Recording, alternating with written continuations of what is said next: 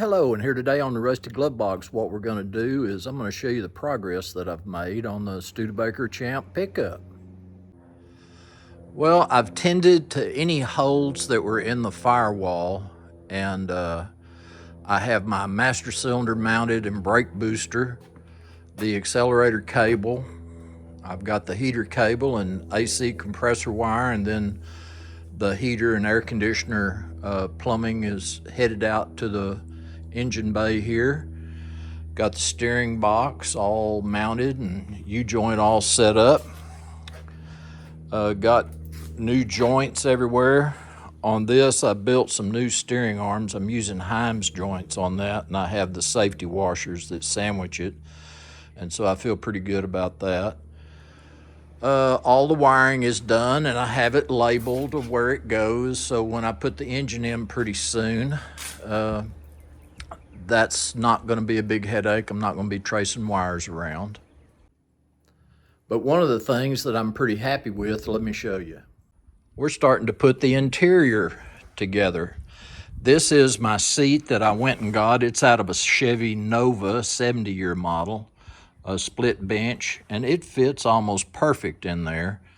And the top of the cushion originally had headrests, but I took them off and they were able to fit in this little cove real good, and they fit good. And I built just a small angle bracket to lift them up off the floor just a touch. Let's see, steering wheel's all mounted. Got the dash top on there. Got my single brake pedal down there, and let's see. Yeah, got the accelerator pedal. Got carpet in it. I may have been a little premature on putting the carpet in, but once I got going, I was on a roll. Originally, I thought I might try to salvage that headliner, but I touched it once and my finger went right through it, so I decided I was going to do something else. Well, I watched a lot of videos and watched one guy in particular, and he was real good on explaining how he does a custom headliner.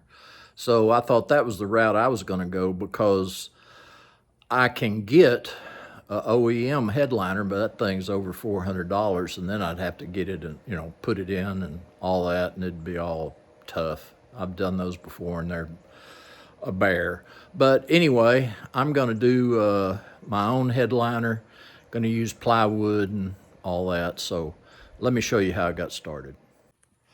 Well, the first thing I did was make a template up there.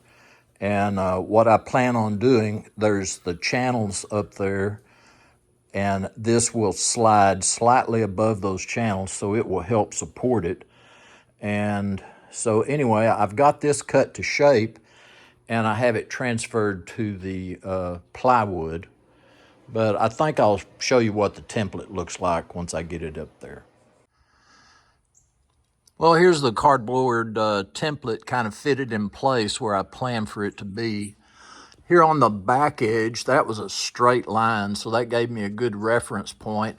And I just took several measurements from front to back, and I got the arch that I needed. And I made it a little long so it would go up under this piece, and this piece here on both sides, I made it a little long so it'd sit on top of it. Fingers crossed that I can get that piece of plywood in there. But anyway, I'm gonna get ready and cut it. Well, I tell you what, it went from a really comfortable morning to a really hot, humid afternoon. I've got most of my structure of the headliner installed, and so let me take you over here and show you what I got.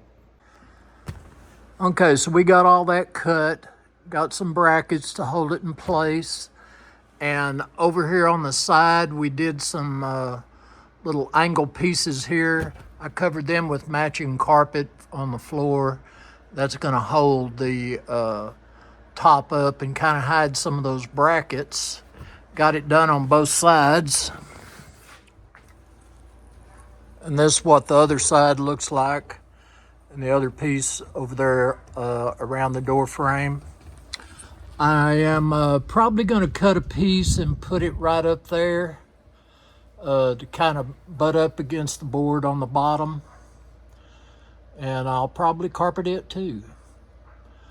But I don't think I'm gonna put anything down here at the bottom. I don't think it needs it.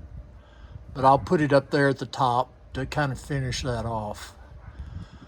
Once I get through with that, I will cut another piece of plywood and then I will fasten it to this. That's going to lower it just enough that it will be level with this. And then I can attach my vinyl to it and I'll be able to drape it over this, tie it behind the windshield rubber, and then do the same thing on the rear window glass. So anyway, guys, it's a good finish to a hot day, and so I appreciate y'all coming by. It's Rusty Glove Box. Thanks for watching, and I'm out of here.